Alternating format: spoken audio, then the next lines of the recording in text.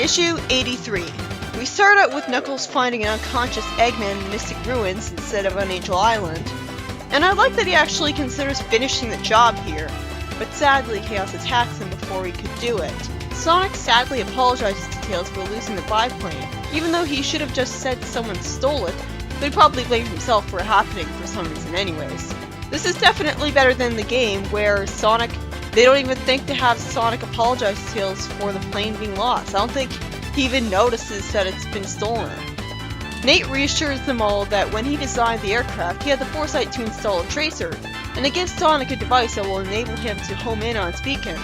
Sonic and Tails then find Knuckles unconscious, but unlike in the game, he can't remember what he was struck by. And Eggman immediately leaves his Eggmobile rather than continuing to lie on the ground and then running away. This all makes a lot more sense, honestly. Knuckles remembers at last that Chaos attacked him and warned Sonic that Tails' missing biplane might be connected with Chaos' return. And Sonic and Tails then go to what Nate called Cat Country. Is that really the country's official name? What a lazy name. At the very least, it makes sense that Big the Cat is here because it is the Cat Country, but he looks nothing like those guys. Tails realizes that his plane is destroyed and sees a water twister, prompting everyone nearby to hold on to things for dear life because the water twister can magically suck them towards it, I guess.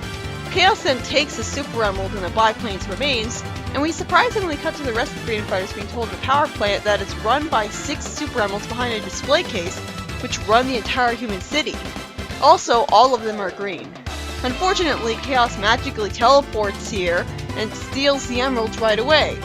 This is really unnecessary, and the fact that he just showed up here inexplicably makes it all the more awkward. What was wrong with having him go Perfect Chaos from the emerald in the plane? So yeah, Perfect Chaos floods the city. The only city of good, non-racist humans on Mobius. I mean, I'm sure this won't have too bad consequences, but still, what a waste. Bunny starts rescuing civilians using her extendable limbs, and Amy, Antoine, and even the elderly Nate save some civilians as well. I didn't realize he was elderly. I guess I just overlooked the gray hair.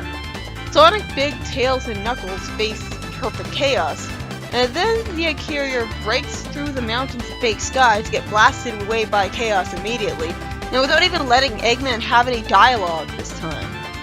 Then, Tikal appears to Sonic after telling him Chaos' backstory in a quick vision, and Tikal, who's finally in her normal game design because the artist got a clue, says that Chaos must be destroyed without destroying it, for some reason. She then talks about the power siphon that controls Station Square's environment that she knows about for some reason, and says that it's still connected to Chaos.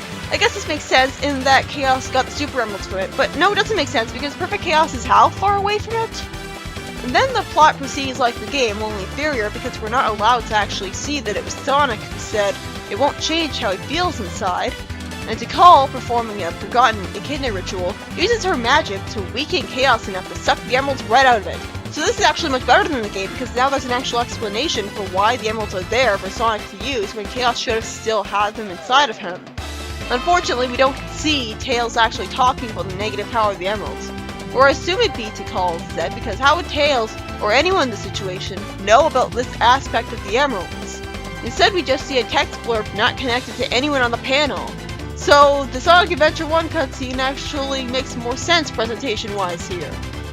So with the cheering audience restoring the emeralds' power, which helps make the emeralds more interesting as there's more to them than just magical MacGuffins, Sonic becomes Super Sonic and whips up a whirlpool, debilitating Chaos enough for them to zap its might. Although it turns out he only made Chaos angrier rather than ending the fight extremely quickly and anticlimactically. And the story just ends there. This issue was written by Carl Bullers and it was a pretty faithful adaptation of the last story of Sonic Adventure with not much originality. I mean, Eggman was knocked out in Mystic Ruins instead, and the rest of the freedom fighters help out saving civilians, so at least they're doing something finally. But Chaos didn't need to be written to inexplicably teleport some Super Emeralds to transform that way. I mean, I guess the idea was he's transforming to Perfect Chaos with all 7 Super Emeralds, but why not all 7 Chaos Emeralds?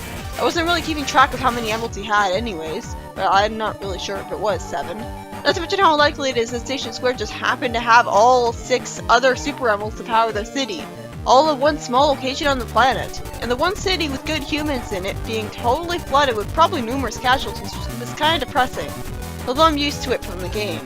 And I didn't like how twice in the first meeting Perfect Chaos part, a character wasn't shown on the panel while they were saying significant lines so that if you hadn't played the game, you wouldn't know who was talking. And since it was never shown that Tails was given the Chaos' powers enriched by the heart speech, which would enable him to figure out that negative emotions could drain only the negative side of the emeralds, why did Tails, or whoever, know to give the advice to start the cheering? That was a giant plot hole considering the cheering was necessary to progress the plot. It could have been not written into the story though, but I'm glad it was anyways. It added to the lore of how the emeralds worked a little. I hope the comics will use this more than the games did.